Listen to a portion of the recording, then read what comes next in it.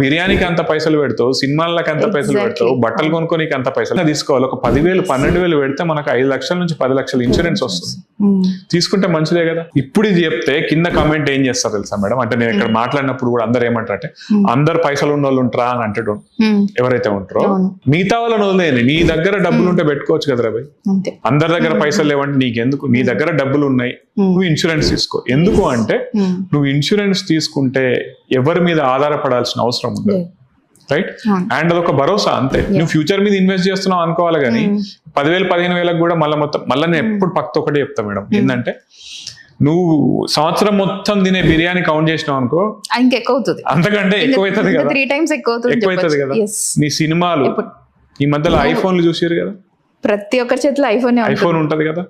ఆ ఐఫోన్ మొత్తంతో నాకు తెలిసి ఒక 5 years 5 years అది వెళ్ళిపోతుంది మంచిగా ప్రశాంతంగా.